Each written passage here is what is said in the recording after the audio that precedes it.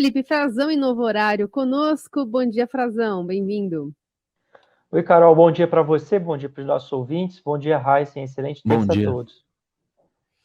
Bom, Frazão, finalmente saiu. Muitas discussões foram feitas em relação à PEC da transição, mas o presidente eleito Lula optou pela apresentação ao Congresso de uma proposta que abre espaço lá de quase 200 bilhões de reais no orçamento para 2023 para bancar essas promessas de campanha. Valor aí batendo em 175 bis só para o pagamento do Auxílio Brasil de 600, mais aquele extra de 150 reais por criança. O Marcelo Castro, relator do orçamento, disse que teve pouco ajuste e que agora é mesa aberta para negociar. Esse era o texto que se imaginava mesmo? A gordura está lá para ser queimada também nessas negociações? Exatamente, Carol. Tá sim, tem uma gordura para ser queimada, já se fala em redução, né, desses valores e desse prazo.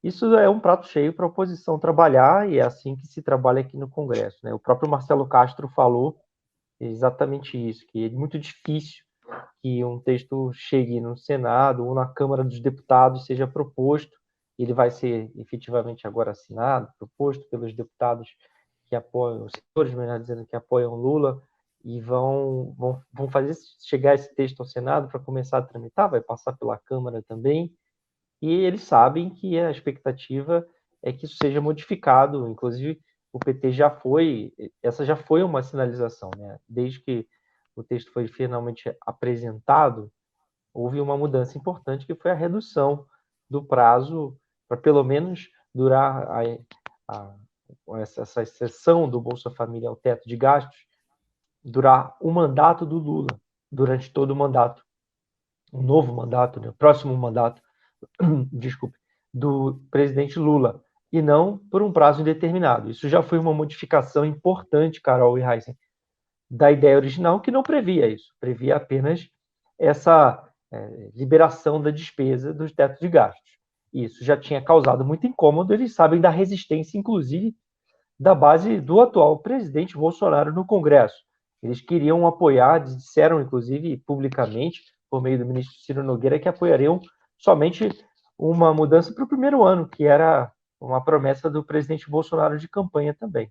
Então tem essa sensação de que a oposição, a atual situação, em que é uma oposição ao governo Lula, né, será a oposição em sua maioria, pelo menos no primeiro ano, pelo menos eles anunciam isso. Temos que ver também se isso vai se concretizar, porque tem uma negociação política já acontecendo, a gente já fala nela, e, e a expectativa deles é que isso seja um prato cheio, para que essa oposição trabalhe em cima disso, e o PT sabe, tem essa expectativa de que haja uma redução nesses dois quesitos. Carol e Heisen, uma redução dos 175 bilhões, mais os 23, esses 175 mais os 23 que seriam de excesso de arrecadação, despesas para investimentos, doações que sejam feitas e recursos, porque as universidades federais, por exemplo, podem receber, para que isso não conte no teto de gastos. Então, esses outros recursos, eles poderiam baixar, isso pode acabar saindo do texto, porque há a intenção de se reduzir, há a impressão no Congresso de que esse valor está alto demais ainda, está excessivo. Inclusive, tem propostas paralelas que o próprio PT já está observando e negociando, mas eles admitem que dizem que a proposta, que o orçamento atual é insuficiente, inexequível para o ano que vem, tem muitos problemas mesmo. Nós vemos apontando no Estadão muitos problemas na área de educação, um desfalque grande nos orçamentos da saúde também. Isso precisa ser recomposto. Marcelo Castro vem apontando isso também. E já negociam, já tem um texto paralelo que o Tasso Gereissati tinha sugerido, que é um texto que não tira o Bolsa Família e essas despesas de investimentos até um determinado valor, 6,5% das, das receitas, eles não mexem com isso. A opção seria a outra, seria uma opção diferente. Ele não acabaria com essas despesas deixaria fora do teto, mas ele aumentaria o teto por um determinado valor ao longo dos anos. Também isso vai ser discutido paralelamente para ver se uma coisa passa ou a outra. Só que o valor que o Tasso sugeriu para esses aliados do Lula e para os integrantes da transição do governo é muito baixo. O Tasso tinha falado em 80 bilhões de reais e como se calcula que pelo menos 70 ficariam somente com Bolsa Família, 10 bilhões a mais só seria um espaço muito curto no entendimento deles, Carol e Heissen. Agora, tem outras coisas, né, que estão rolando ao mesmo tempo aí de negociação política importante, como a questão do Lira, né, o apoio ao Lira. Acho que está aí, não sei se era isso que você ia comentar. Não, e assim, né, no mesmo dia, né, não tem o que falar em relação a essa demonstração de apoio que deve ser confirmada hoje, justamente pela liderança que representa o orçamento secreto que foi tão criticado durante a campanha, né? Exatamente, é uma inflexão. O Lula já tinha feito esse movimento, já tinha dito para os petistas que não haveria candidato do PT na Câmara dos Deputados, também não vai ter no Senado, ele também não quer, e é um sinal de apoio. Eu cheguei a falar com o Alckmin, a gente teve um momento de entrevistar o Alckmin há 2 semanas atrás, ele falou que as coisas são pautas completamente separadas. Na semana seguinte começaram a ser nomeados deputados e senadores, parlamentares do PT, para acompanhar os grupos temáticos da transição, e a gente sempre perguntando, ele dizendo, não, isso não está certo ainda, a gente tem que ver, porque pode surgir algum nome. Não vai surgir, hoje vai ser confirmado esse anúncio, né? Está programado já, organizado para isso, o PT e o PSB, do Geraldo Alckmin, então, que também teve na semana passada uma reunião geral na transição lá no CCBB, então tem um indicativo muito claro de que há uma costura política que também se reproduz no Senado com relação ao senador Rodrigo Pacheco, a reeleição dele, com Arthur Lira na Câmara dos Deputados. Chega no mesmo momento em que essa PEC é apresentada. Não dá para dissociar essas coisas, elas não são dissociáveis. Uma coisa está atrelada à outra. E é o Lula chegando em Brasília, né, na transição, no dia que ele desembarca aqui, para destravar essas coisas aqui em Brasília, para destravar, fazer avançar esses temas que estavam parados, estavam emperrados, a transição estava empacada. E outro que ele também arbitrou foi a questão da defesa, né? E agora ele está indicando que não haverá um grupo temático para trabalhar, também não daria tempo, porque a proposta é que eles entregassem um relatório no dia 30, ou seja, não terão tempo para trabalhar, mas se reuniu com militares, seus comandantes, e se reuniu na presença do ex-ministro José Múcio, que pode integrar o governo, provavelmente como ministro da Defesa. Há um convite, ele diz que não teve convite formal, há essa possibilidade, diz que está à disposição, então está fazendo uma indicação muito clara. Também já estava circulando lá no CCBB, no gabinete da transição governamental, nas últimas semanas. E José Múcio, na defesa, além de outro indicativo claro do Lula, né, destravando uma possível indicação dos ministérios, seria o Fernando Haddad na Fazenda. Sim.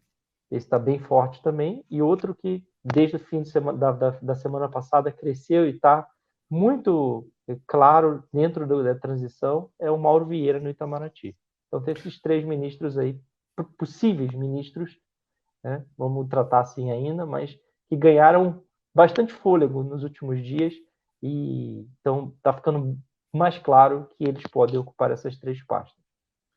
Bom, outro assunto do dia, Frazão, para a gente falar, tudo isso que você está falando me lembrou o comércio do Catar e do Oriente Médio como um todo. Lá o preço nunca é aquele lá, né? Sempre se negocia, você nunca deve aceitar o primeiro preço. E é mais ou menos isso que está acontecendo aí com a Câmara e o futuro governo, como já aconteceu com outros governos também. Mas a Copa está rolando, temos supostos patriotas aqui na porta de quartéis de amarelo, também alguns bloqueando estradas, tentando ficar ali em para-choque de caminhão, mas outro suposto patriota foi visto lá na Copa do Catar. Como é que está essa viagem do deputado Eduardo Bolsonaro de amarelo, mas na Copa do Catar?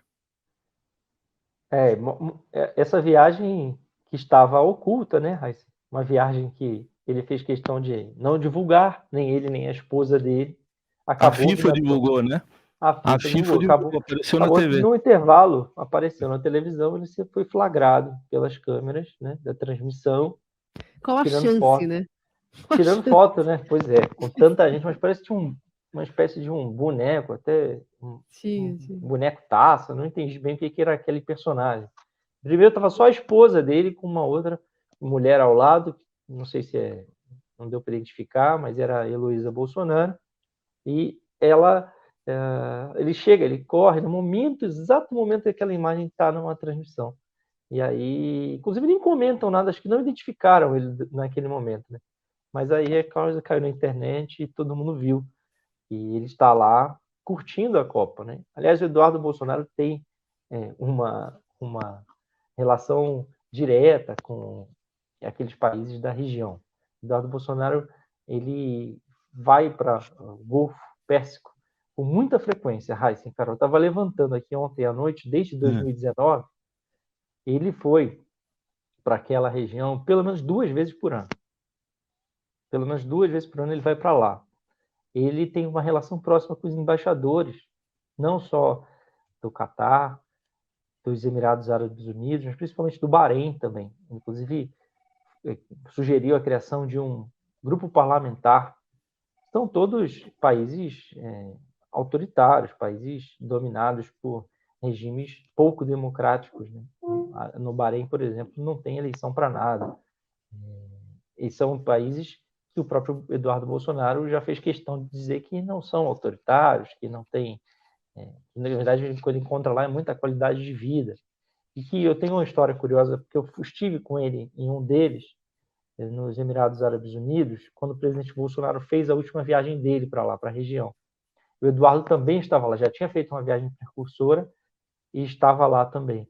E eles conversando com um parlamentar lá, que é também parlamentar e empresário, então tem esse interesse corrente ali do lado, ele dizia que o Eduardo tratava o Eduardo, chegou a se referir para o Eduardo Bolsonaro como um príncipe.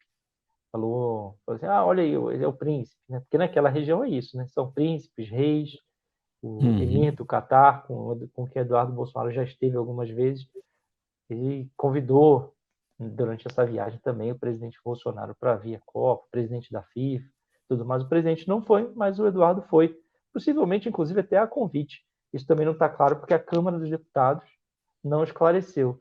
E não esclareceu, e o presidente da Câmara, o Arthur Lira, também está lá, numa missão oficial, mas esse pelo menos fez circular um encontro, né, oficial com as suas contrapartes, um encontro com parlamentos e tudo mais.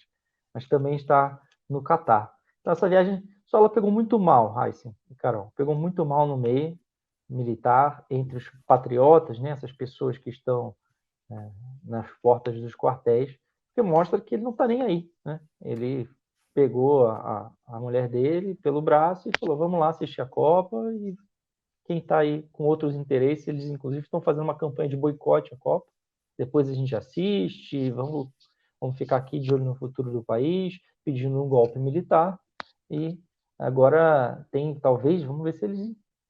Tomando chuva, né?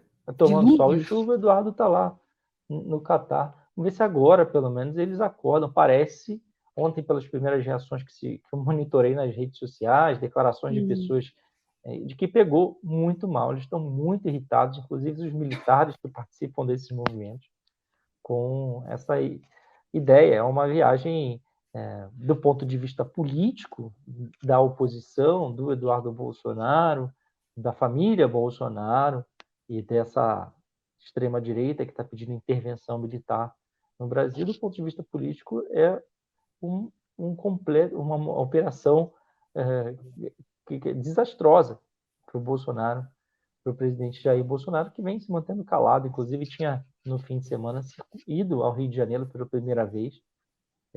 Foi a AMAN, Academia Militar das Agulhas Negras. Tinha protesto lá em volta, né? O filho estava se deslocando para o Catar.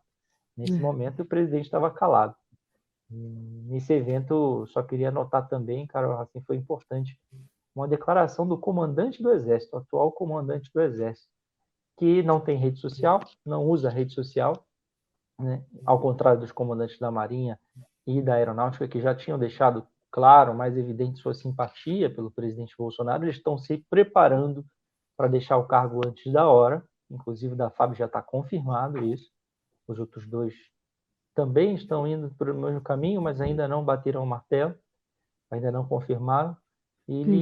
O comandante Marco Antônio Freire Gomes ele fez uma declaração importante, fez uma declaração, um gesto que ele não precisava fazer de forma alguma, não era obrigatório fazer, mas Bolsonaro não discursou, mas ele sim, dizendo que a dignidade do Bolsonaro, o culto à família e o amor pelo Brasil e a inabalável fé em Deus serão referências para os cadetes que estavam se formando na AMAN. Quer dizer, uma declaração nesse momento que demonstra, né, algum apreço, né, pelo presidente Bolsonaro, um apreço bastante... Ele fez questão, foi a primeira declaração do discurso dele na formatura dos cadetes. Então, é importante a gente registrar. E agora tem esse exemplo de dissociação política total do Eduardo Bolsonaro, que gosta muito de viajar, vai muito para aquela região, pelo menos 2 vezes por ano, e muitas dessas viagens, Carol e Heisen, com interesses diretos de empresários, sobretudo da indústria de defesa, da indústria de venda de armas. Vamos falar claramente aqui para os nossos ouvintes. Ele participou de missões recentemente, uma missão com mais de 60 pessoas, entre eles empresários também, liderada pelo almirante Flávio Rocha. Era a última vez que ele circulou naquela região do Golfo Pérsico e dos países árabes, em maio desse ano.